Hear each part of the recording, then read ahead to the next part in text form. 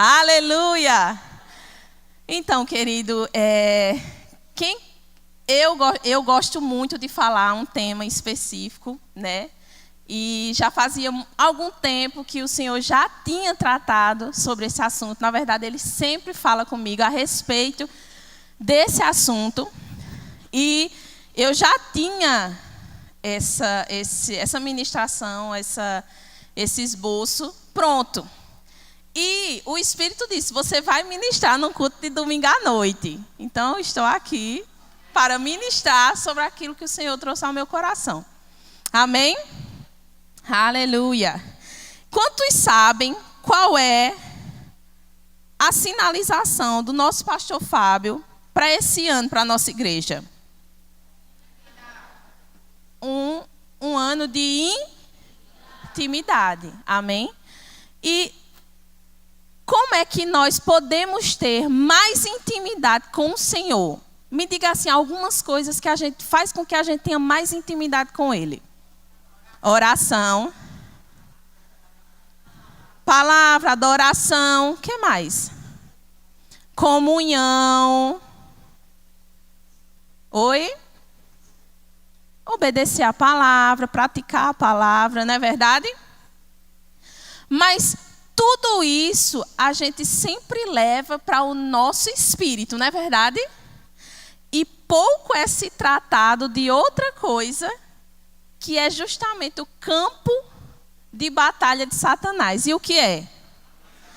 A nossa mente. E hoje em dia, no mundo que nós estamos vivendo hoje, a mente ela tem sido muito bombardeada. Você concorda comigo? A mente tem sido bombardeada. Sabe por quê, querido? Porque Satanás, ele sabe que se ele conseguir atingir a sua mente, ele vai atingir a sua vida, de alguma maneira. Lá em 1 João, capítulo 3, versículo 8, você não precisa abrir, só se você quiser anotar. Fala que o Filho de Deus se manifestou para destruir as obras do diabo. Diga, destruir as obras do diabo. Ou seja, Jesus veio para desamarrar e desatar os poderes de direito que Satanás tinha. Diga, tinha. Tinha sobre as nossas vidas. Diga, tinha. E aí você pode até dizer assim, Sara, mas o mundo jaz o maligno. A Bíblia fala que o mundo é de Satanás. Sim, mas eu não sou mais do mundo. Amém? Nós não somos mais desse mundo. Nós agora somos estrangeiros nesse mundo. Amém? Em Atos, você também não precisa abrir lá, mas nós vamos abrir a Bíblia, tá? Atos, no capítulo 10, 38, é só para uma introdução. Pedro disse à família de Cornélio assim, ó. Como Deus ungiu a Jesus de Nazaré com Espírito Santo e poder, o qual andou por toda parte, fazendo bem, diga, fazendo bem. E curando todos os oprimidos pelo diabo. Se é oprimido pelo diabo, é oprimido aonde? Na mente.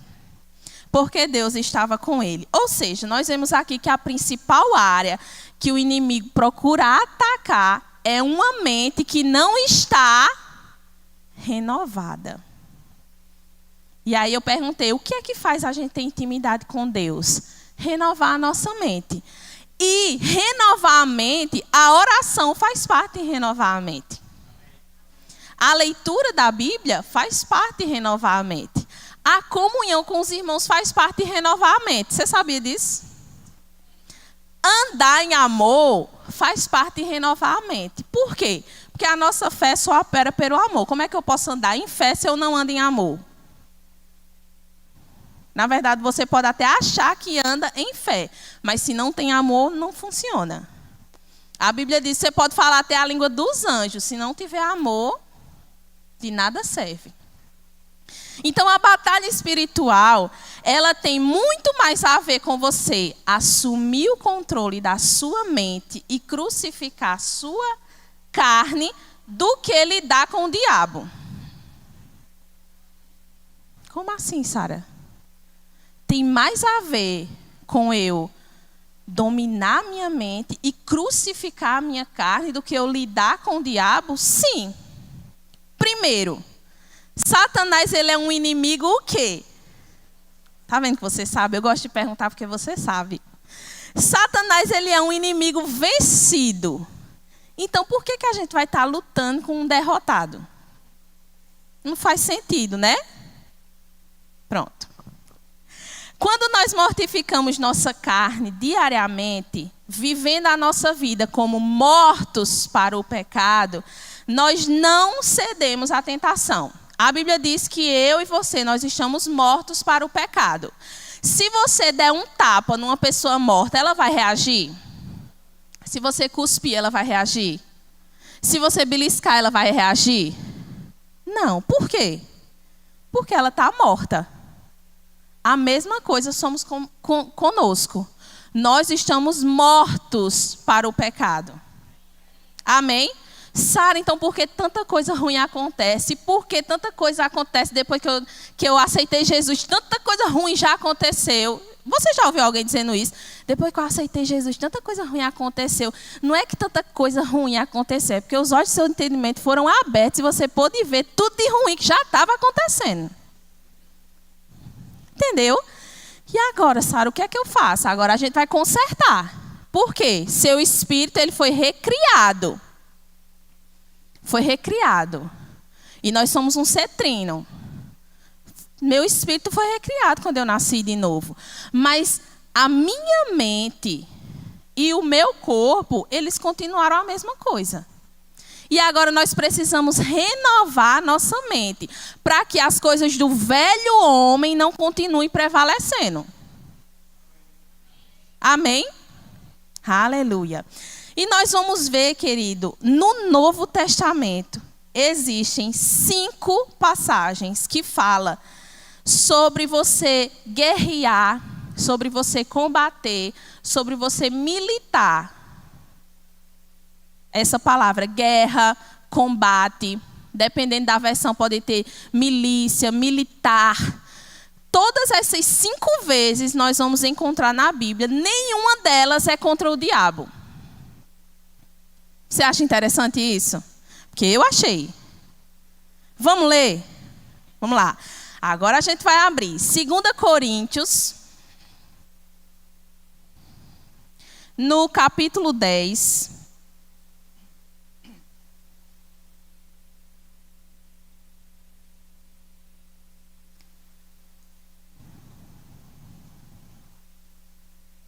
A partir do versículo 3. Diz assim, ó. Porque, embora andando na carne, não militamos segundo a carne.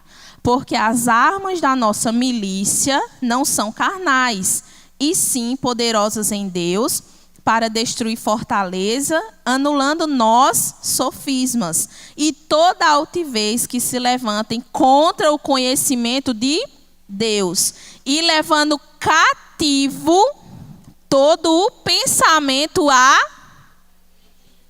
levando cativo todo o pensamento à obediência de Cristo. Ou seja, nós vemos aqui essa primeira passagem, os versículos eles estão se referindo a uma pessoa que ela vai tomar uma decisão de assumir o controle da sua mente. Levar cativa a obediência de Deus. Vamos ver o segundo, 1 Timóteo.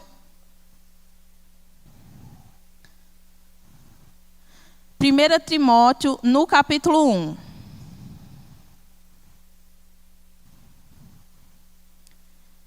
Versículo 18. Diz assim, ó.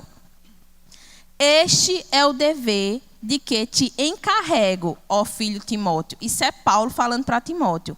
Este é o dever de que te encarrego, ó filho Timóteo, segundo as profecias de que antecipadamente fostes objeto, combate, firmado nelas quem? Nas profecias, o bom combate, mantendo a fé e a boa consciência, porquanto alguns, tendo rejeitado a boa consciência, vieram a naufragar na fé. Ou seja, Paulo está falando aqui para Timóteo, para ele se lembrar das profecias que já foi dada para ele, para que ele, se lembrando disso, ele combata o bom combate da fé, permanecendo fiel ao que Jesus, ao que o Senhor confiou a ele. Alguém viu o diabo na história aí? Eu sei que você está pensando de alguma coisa aí, mas calma. Agora vai lá em 2 Timóteo. 2 Timóteo, no capítulo 2. A partir do versículo 3 diz assim, ó: participa dos meus sofrimentos como bom soldado de Cristo Jesus. Nenhum soldado em serviço se envolve em negócios dessa vida, porque o seu objetivo é satisfazer aquele que o arregimentou. Algumas versões dizem assim, ó: ninguém que milita se embaraça com negócios desta vida. Ou seja, a gente vê aqui Paulo de novo falando a Timóteo. Ele está exortando a ele para que ele seja determinado, não é verdade? E que ele combata o bom combate de Cristo e, lógico, levando sempre cativo a sua mente. E para que ele possa permanecer comprometido com a obra do Senhor. Vamos ver o quarto. Tiago. Quem gosta de ler a Bíblia? Tiago, no capítulo 4, no versículo 1, diz assim, ó: de onde procedem guerras e contendas que há entre vós? Isso é um questionamento. Ele fez uma pergunta. Aí ele diz: de onde? Se não dos prazeres que militam da vossa carne. Ou seja, essa palavra guerra aqui, ó, de onde procedem essas guerras? Ela está descrevendo aqui você lutar contra os desejos da sua carne. Alguém viu o diabo por aqui? Já viu? Estamos lutando? Não. Nada a ver com o diabo. Agora o quinto e último. 1 Pedro, capítulo 2. No versículo 11. Diz assim: amados, exorto-vos, como peregrinos e forasteiros que sois, a vos absterdes das paixões carnais que fazem guerra contra a alma. Ou seja, nós vimos aqui 5 passagens aonde no Novo Testamento as palavras guerra, combate e militar não tem nada a ver com o diabo, e você não vai encontrar nenhuma outra passagem que fala que nós vamos combater, guerrear ou militar contra o diabo. Essas 5 que falam, a gente já conseguiu ver, é mortificar a nossa carne e tornar cativa a nossa mente. Não é verdade? Aí você diz: Sara, mas e o diabo faz o quê? Realmente, o diabo, ele lança o dardo. Ele lança um dardo inflamado. Por quê? Ele está ao derredor. Ele lança o dardo. Se você abrir a porta, ele vai o quê? Entrar. Mas você não vai precisar nem lutar com ele. Você vai lutar com os seus pensamentos. Não tem nada a ver com o diabo. E quinta-feira retrasada, Cláudia falou uma coisa que eu achei muito interessante. Jesus, ele bate a porta e ele é super educado. Ele diz, ele bate, se você deixar ele entrar, é que ele entra para ceiar com você. Mas o diabo não, basta só dar uma brechinha, que ele, ó, arromba tudo e já entra. Numa brechinha. E nessa brechinha, querida, é nos mínimos detalhes, os pequenos pensamentos que você acha que não é nada. Por exemplo, eu vou dar um exemplo agora bem engraçado. Acho que quando você me viu subir no púlpito, acho que você pensou assim: oxe, essa menina no culto de domingo de noite. Aí você não falou nada, você ficou quieto. Aí Satanás: não, vou botar de novo. Por que essa menina está ministrando? O pastor Fábio botou essa menina para ministrar no culto de noite? Se fosse um Felipe Roque, se fosse uma Patrícia. Aí o que é que você faz? Você cutuca seu irmão e diz assim: por que botaram ela, né? Não era melhor ter botado outra pessoa? Aí a pessoa diz: não é. Também achei. Pronto, Satanás já pegou ali. Fez você perder todo o culto, tudo aquilo que Deus iria falar com você através da minha vida, porque a palavra é de Deus, é só o vaso que está diferente. Não é sutil para que você perca a palavra. Ou seja, você já não vai mais prestar atenção, porque é a pessoa que você não gostaria que está falando, e você vai perder aquilo que Deus tinha para você. Porque a única coisa que Ele quer é que você realmente perca o que Deus tem para você.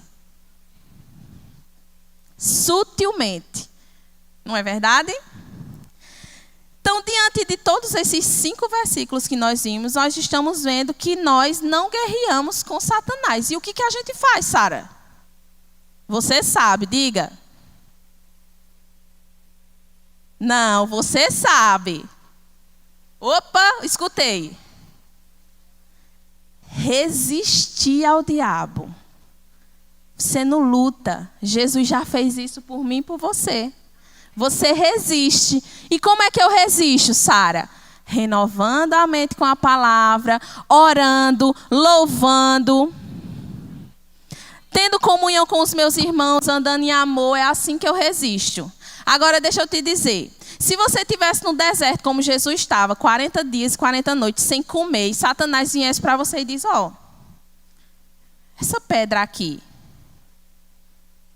transforma ela em pão. Se você estivesse no lugar de Jesus, e você não tivesse renovado a sua mente, você iria dizer, está escrito? Como é que você vai dizer está escrito, se você nem sabe o que é que está escrito?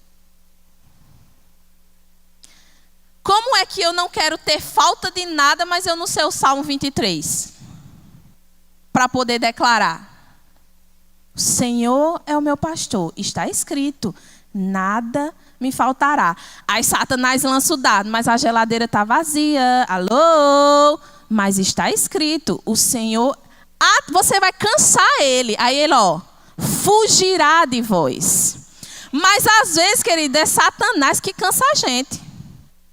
E a gente não aguenta nem declarar a palavra, nem louvar. E aí o que a gente começa a fazer? Murmurar, está faltando, oh meu Deus do céu. Começa a murmurar. Pronto, quando começar a murmurar, querido, para que você volte, torne de novo a ter o controle da sua alma, depois de você dar daquela brechinha, é muito mais difícil. Que a sua mente vai ficar ali, martelando. Aleluia. Se nós mantivermos a nossa mente, a nossa carne, sobre o controle do Espírito Santo, grande parte da nossa batalha espiritual já terá sido decidida. Só isso, Sara. E eu já vou ter 90% já. A mente e a carne. Sabe por quê, querido? Porque os espíritos demoníacos, eles não têm poder de gerar destruição. Só quem tem poder de criar alguma coisa é Deus. Então, ele não pode gerar nenhum tipo de destruição na sua vida, a não ser que você abra uma brecha. Muitas, se não a maioria, das nossas lutas que a gente trava, elas vêm do nosso velho homem. Por isso que a Bíblia fala, renove a sua mente. Porque a sua carne está militando com o seu espírito todos os dias. E você precisa renovar a sua mente todos os dias.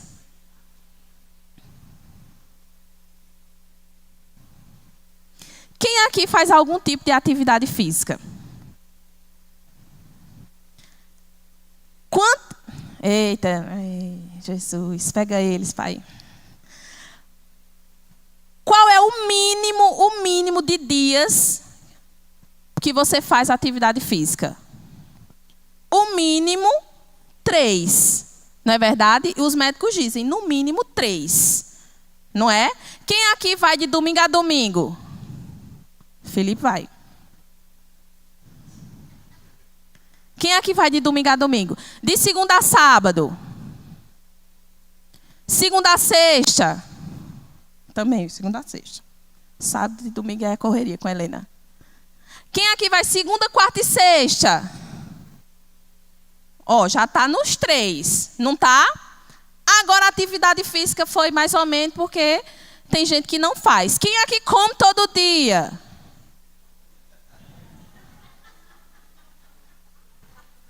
Pronto.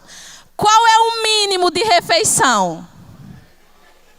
Café, almoço e janta. Se você quer dar uma crescida, você tem que comer mais. É ou não é? É. Então, o exercício para o nosso corpo, o mínimo 3 vezes. Comer também, para que a gente fique forte, no mínimo 3. E a palavra?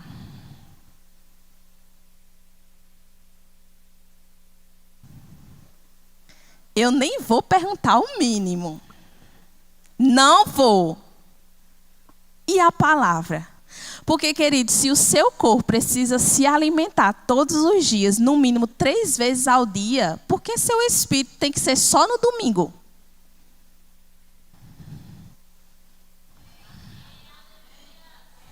Oh, glória, aleluia.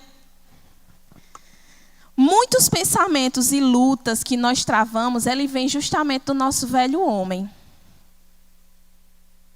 E nós precisamos renovar a nossa mente todos os dias. E aí o que vai acontecer? A sua carne vai militar contra o seu espírito, porque vai dar sono, vai dar fome. O menino vai chorar bem na hora que você pegar a Bíblia. Vai acontecer tudo. Mas nós precisamos renovar nossa mente para que as coisas do velho homem, elas comecem a ser apagadas, silenciadas da nossa vida. Inclusive, traumas, circunstâncias que aconteceram no nosso passado, que trava a nossa mente com questionamentos, e se, e por quê, e onde estava. Você precisa renovar a sua mente. Diga assim: eu não sou o meu passado. Você é o hoje. E o seu futuro, Deus já está lá. Amém? E aí tem, quem já leu aquele livro do irmão Rick Renner, Armados para o Combate? Glória a Deus, só uma pessoa leu o livro. Aleluia. Quem aqui já leu o livro do irmão Rick Renner? É um bem grossinho aqui. Glória a Deus, aleluia. Vamos lá, gente. Quem é que está lendo a Bíblia? Aleluia. Foi menos mal agora. E ele conta uma historinha de um amigo que tinha uma cabra. Eu já contei essa história aqui, eu quero contar de novo. E esse amigo tinha uma cabra e ele recebeu uma ligação no meio da noite, dizendo: olha, tua cabra fugiu e atropelaram ela. E aí ele foi no local para pegar, né, a cabra que estava morta. Quando chegou lá, ele percebeu que a cabra estava viva. Ou seja, alguém tinha roubado a cabra, tinha amarrado as patas da cabra e tinha colocado ela no meio-fio, na estrada, assim. E aí ele viu que a cabra estava viva, desamarrou ela, as patas dela, e bateu assim, né, na barriga, e disse: levanta. Eu acho que era um sítio, alguma coisa assim, para ele ter uma cabra. E quando ele foi andando, que olhou, a cabra estava lá deitada de novo. Aí ele bateu de novo, fez: levanta, e a cabra ficou imóvel. Aí ele disse: eu vou olhar se ela está ferida, se aconteceu alguma coisa. E quando ele foi olhar, a cabra não tinha nada. Mas quando ele olhou as patas da cabra, ela estava do mesmo jeito, na mesma posição de quando ela estava amarrada. Mas ela já estava desamarrada. E aí ele levantou a cabra, né? Não sei como é que ele fez. Levantou, bateu e fez: ei, levanta! Tá desamarrada. E ela... E saiu. Que ilustração é essa, Sara? É para fazer uma analogia. Não é para te chamar de cabra, querido. Certo? Mas o que muitas vezes acontece? Jesus, ele já pagou o preço na cruz. Satanás já é um inimigo vencido, porque Jesus já fez esse trabalho. A Bíblia diz que ele foi no inferno, tomou a chave. Satanás não tem nem a chave da casa dele, para você ter noção. Ele já fez. E aí nós nascemos de novo, mas por conta de coisas que aconteceram, a nossa mente ela se trava e nós continuamos como se a gente não fosse livre. Mas ele já fez. E aí precisa alguém chegar para você e dizer: ei, levanta, você já é livre. Jesus já pagou o preço. Renove a sua mente. Ah, mas é porque está faltando isso. O Senhor é meu pastor, nada me faltará. Ah, eu estou precisando de socorro, eu estou precisando de ajuda. Eleva os meus olhos para os montes. De onde vai vir o meu socorro? O meu socorro vem do Senhor que fez os céus e a terra. Aleluia.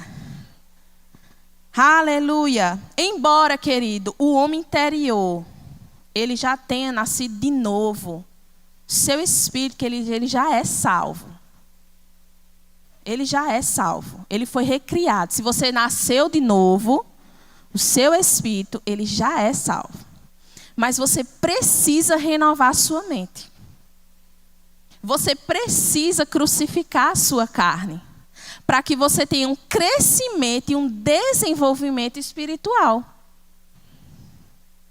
Não adianta eu ficar falando aqui para você sempre ficar orando em línguas, se dentro de você, na sua mente, o seu corpo está falando mais alto o não orar em línguas. Ah, é porque eu precisei fazer um negócio ali, aí acabei não orando. A oração ficou na metade. Ou seja, nós precisamos o quê? Sacrificar. Sacrificar.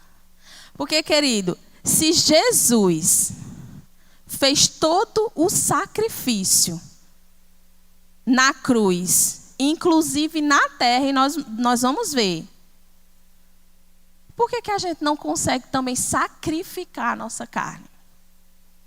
Colocar ela no lugar.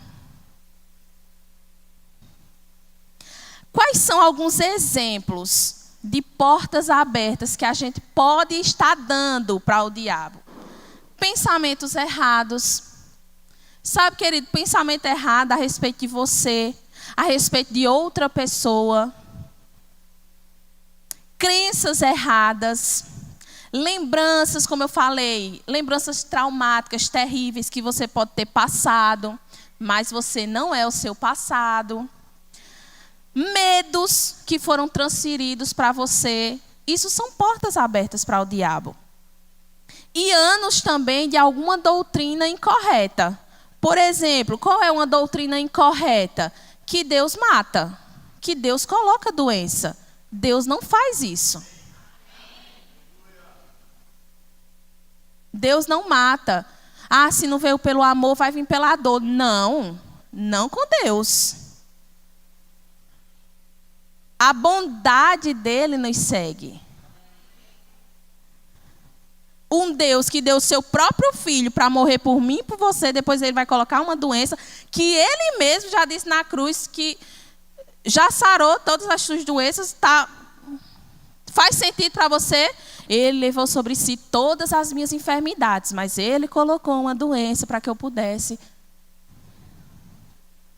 Faz sentido? Não faz. Então, muitas vezes, tudo isso está na nossa mente. E nós precisamos, querido, nós precisamos aprender a ler a Bíblia. E depois que a gente lê a Bíblia, a gente renova ela como? Meditando. Porque ler por ler não adianta, você precisa meditar. Você pode cantar a Bíblia, você pode orar o que está escrito na Bíblia. Abre lá em Romanos.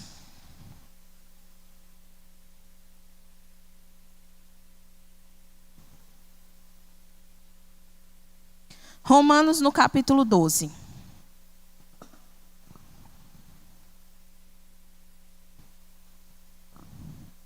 A partir do versículo 1, diz assim: Rogo-vos, pois, irmãos, pelas misericórdias de Deus, que apresenteis o vosso corpo por sacrifício vivo, santo e agradável a Deus, que é o vosso culto. É o que nós estamos, inclusive, fazendo hoje. E não vos conformeis com este mundo, século, mas transformai-vos pela renovação da vossa mente, para que experimenteis qual seja a boa, agradável e perfeita vontade de Deus. Renovando a nossa mente e apresentando o nosso corpo como sacrifício vivo, santo e agradável.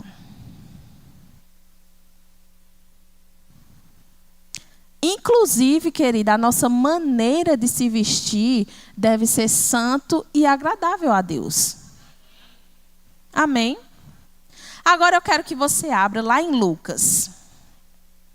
Nós vamos ver uma passagem onde eu vou te mostrar que Jesus também sofreu na alma. Lucas, no capítulo 22.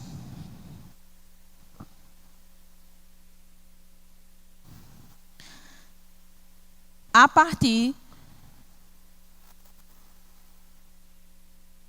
do versículo 41. Ele diz assim. Não, vai do 40.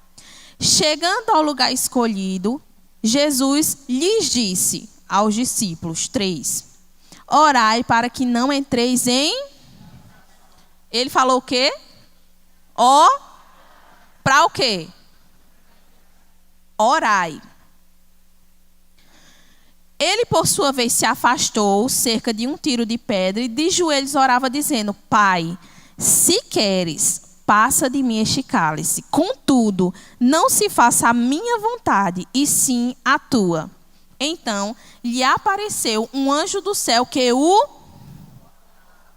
E, estando em agonia, diga agonia, orava mais intensamente. E aconteceu que o seu suor se tornou como gotas de sangue caindo sobre a terra. Essa palavra, querido, agonia, ela vem do grego agonidizo. E é uma palavra que se refere a um esforço, uma luta, uma grande extenuação, um desgaste. E ela transmite uma ideia de angústia, dor, desconforto e conflito. Tudo isso aonde? Na mente. Ou seja, Jesus, qualquer desconforto que você tenha ou esteja passando na sua mente, Jesus já passou. Ele já sabe. Ele já sabe como é. A pressão espiritual, querido, que veio sobre a alma de Jesus, ela foi tão esmagadora que a Bíblia diz que ele estava em agonia. E essa agonia começou a ter alguns sintomas físicos. Ele começou a suar sangue. E essa palavra suor, suar sangue. Suor vem do grego hidros e gotas, trombos. Hidros e trombos. Quando essas palavras elas são unidas, ela forma uma palavra médica que se chama hematidroses ou hematidrose. E ela é uma condição médica rara. Ina já está aqui confirmando. Ela é uma condição médica rara. E eu quero ler para você. Em razão de a mente estar sobre tão grande pressão mental e emocional, ele envia sinais de estresse para todo o corpo. Estes sinais se tornam tão fortes que o corpo ele reage como se estivesse sob uma pressão física real, mas na verdade é na mente. Como resultado dessa pressão, a primeira e a segunda camada da nossa pele, ela é formada por 3 camadas: a epiderme, a derme e a hipoderme. Então, a primeira camada, ela se separa da segunda. Olha que interessante, isso é fisicamente. Algo da mente que trouxe uma reação para o corpo. Se separa, é como se sua pele tivesse solta. E ela forma um vácuo entre as 2 camadas.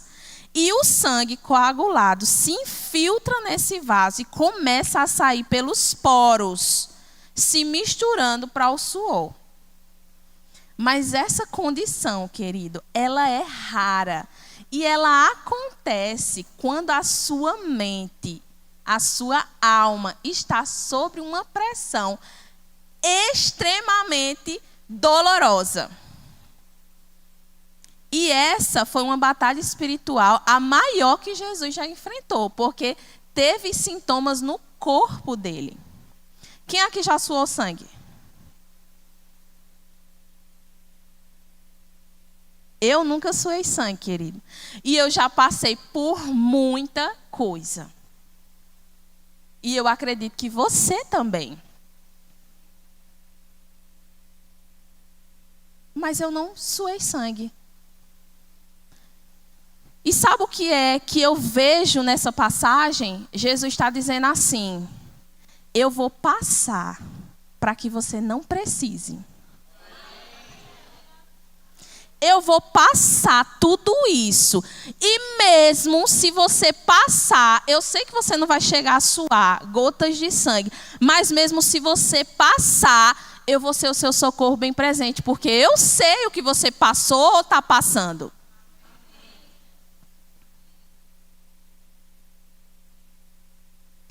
E no versículo 43, eu não sei se você percebeu, o versículo 43 diz: então lhe apareceu um anjo do céu que o anjo apareceu porque os seus amigos estavam dormindo.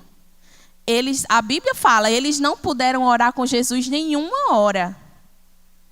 E muitas vezes, querido, quando nós estamos passando por alguma pressão espiritual na nossa mente, na nossa carne, muitas dessas vezes nossos amigos se afastam, mas Jesus está dizendo: ei, eu vou enviar ajuda. Ele nunca vai nos deixar só, não importa a situação. E também nós lemos que quando ele estava em agonia, ele fazia o quê? Orava mais intensamente. E o que acontece quando nós estamos em agonia? Quando nós estamos passando por alguma tribulação, por alguma circunstância, o que acontece? Nós choramos mais intensamente.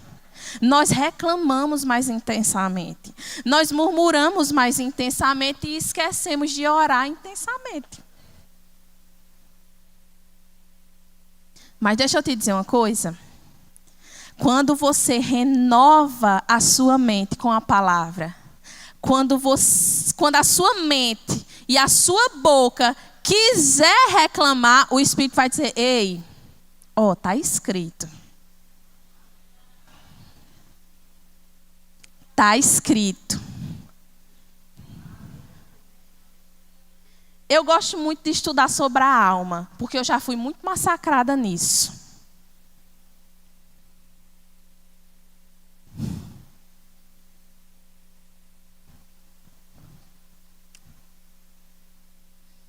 você está diante de uma pessoa que sofreu um abuso aos 9 anos de idade. E por conta disso, querido, teve depressão 2 vezes. E em uma dessas vezes, eu tentei tirar a minha vida.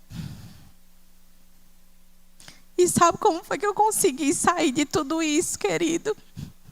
Renovando a minha mente. E a única coisa que eu fazia, querida, era cantar. Eu cantava. Porque o louvor, querido, ele faz parte da renovação da mente. Então, não importa qualquer situação que você tenha passado, Jesus já sofreu por você, para que você não precise. Jesus já sofreu por você, para que você não precise. Cantar, querida, é diferente de louvar. O louvor é uma expressão de adoração, de reverência a Deus, de respeito a Deus. É diferente de cantar.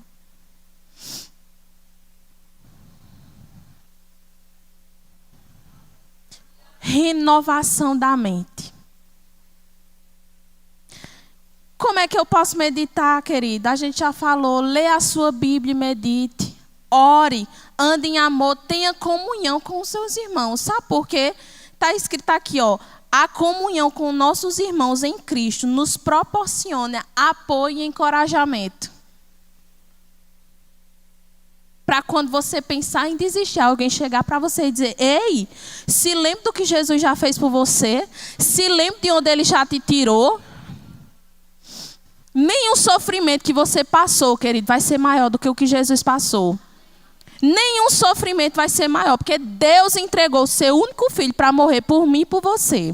Então, se você pensar assim, tudo que eu passei, tudo que eu já estou passando, ou que não importa, Jesus já passou. Eu só preciso renovar a minha mente com a palavra. Vai ler a Bíblia, vai orar mais intensamente. Aleluia. Você percebe que é um conjunto? Que é tudo um conjunto. Um dia desse eu escutei uma expressão que eu fiquei assim, eu digo: oh, meu Deus, isso existe. Eu escutei uma expressão que existe os desviados e os desigrejados.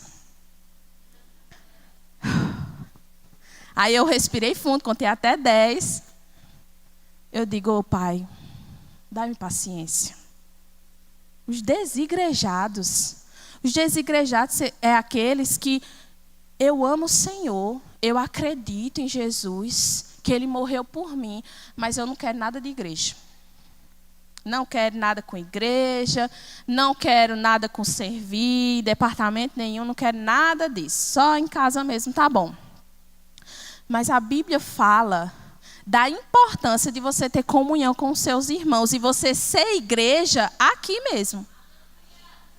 De você servir ao Senhor com os seus dons, com as suas habilidades, e não apenas renovar a sua mente nos domingos.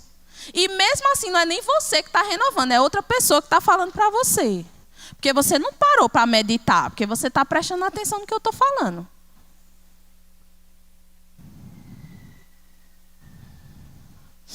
Aleluia. E eu anotei aqui, querido, nesse mesmo livro que eu citei para você, Armados para o Combate, e o irmão Rick Renner diz assim, ó: se o diabo, ele puder ter a sua mente, se ele controlar a sua mente, ele vai mudar a forma como você pensa.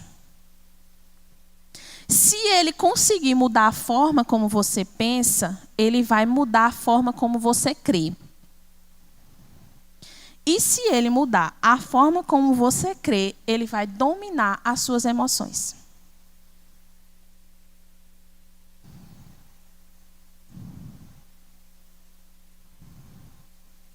Então, olha a importância de nós renovarmos a nossa mente com a palavra e sacrificarmos a nossa carne. E a carne, querido, eu estou falando, o sacrifício da nossa carne é do ver e do tocar também, viu? Porque o seu olho faz parte do seu corpo.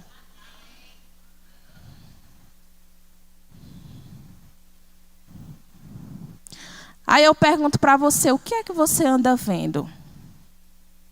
Porque tocar, querido, eu acho que é um passo ainda muito além.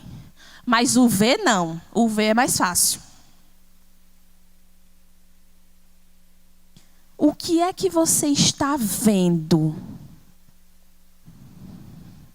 Para onde você está olhando? Para onde eu estou olhando? E dentro da igreja também, querida. Às vezes você precisa simplesmente olhar para cima, erguer as suas mãos e você não precisa olhar mais à sua volta. Porque o momento de louvor e adoração é para você louvar e adorar. Não é para você olhar a roupa que a irmã veio, a roupa que o irmão veio. Não tem ninguém tirando foto, eu nem vi ninguém tirando foto. Não. Você sabia que você pode receber muitas coisas no louvor e na adoração? A Bíblia tem uma passagem que mostra que o louvor, ele liberta. O louvor, ele tem um poder de libertar. Eu fui livre assim. Eu cantava. Claro que a primeira música foi uma música bem almática, né? Para eu chorar, tudo que eu precisava chorar. Mas depois eu digo, opa, peraí. Tua bondade me seguirá, Senhor. Eu sou livre. Eu sou livre. Sara, eu só preciso cantar isso. Eu fiz, canta para tu ver, depois me conta. Agora, se quiser gritar, grita também. Grita cantando, faz tudo isso. Sabe por quê? Eu vou lhe mostrar por quê. Abre lá em Atos.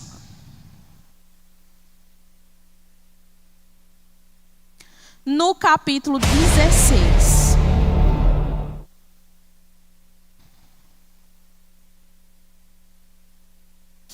Eu queria que o louvor já fosse subindo.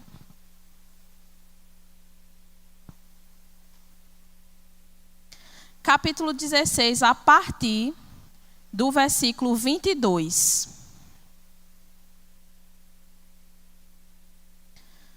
Diz assim: levantou-se a multidão unida contra eles, Paulo e Silas. E os pretores, rasgando-lhes as vestes, mandaram açoitá-los com varas. E depois de lhes darem muitos açoites, ou seja, depois de ter levado aquela surra, os lançaram no cárcere, bem limpinho o cárcere na época, né? Ordenando aos carcereiros que o guardassem com toda segurança. Este, o carcereiro, recebendo tal ordem, levou-os para o cárcere interior e lhes prendeu os pés no... Bem confortável também de ficar amarrado com o pé no tronco, né? A coluna, glória a Deus. Por volta da meia-noite, diga meia-noite. Paulo e Silas faziam o quê? Como é? Depois de ter levado uma surra. Jesus, na sua alma, suando sangue, orava intensamente. Paulo e Silas levaram uma surra que com certeza estavam sangrando, com os pés amarrados em um tronco, e eles oravam e cantavam. Isso só me mostra, querido, que é possível.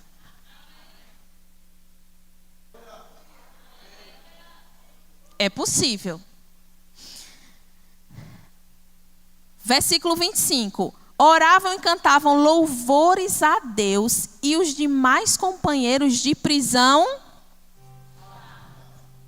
ou seja, quem está do seu lado, vai ouvir também, vai ser livre. De repente, sobreveio tamanho terremoto que sacudiu os alicerces da prisão e todas as portas se abriram. Não foi só de Paulo e Silas. Então, querido, o louvor, ele liberta. E ele liberta a alma que está cativa. A alma que ainda precisa lidar com algumas situações do velho homem. A alma que precisa lutar com algumas situações do velho homem e o corpo também. Abre lá em 2 Timóteo.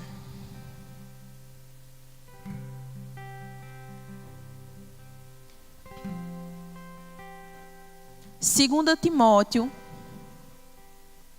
no capítulo 1.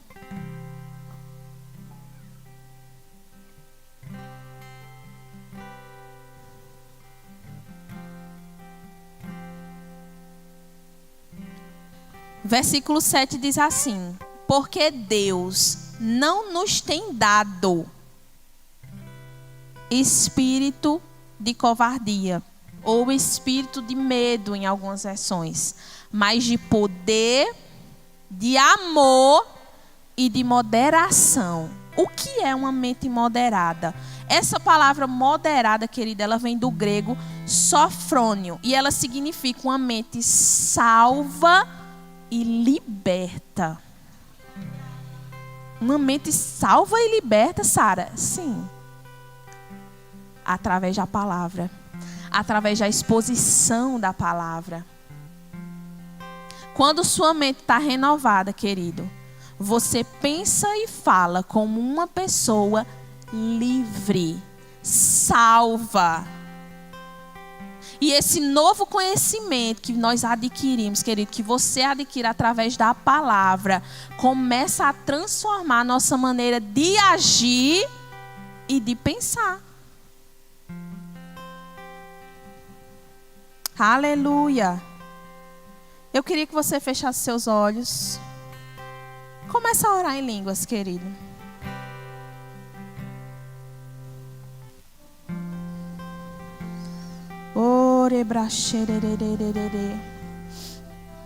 Colossenses 3,16 diz assim, querido. Continua orando.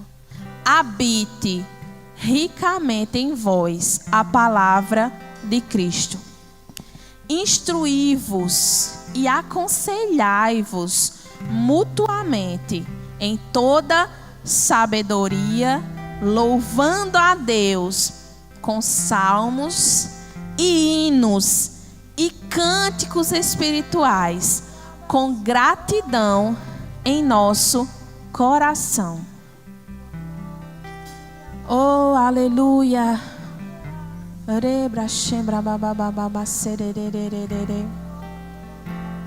Oh, aleluia. Oh, começa a orar em línguas, querido. Começa a encher este lugar. Se desliga. Começa a orar em línguas. Começa a ouvir a sua voz orando em línguas.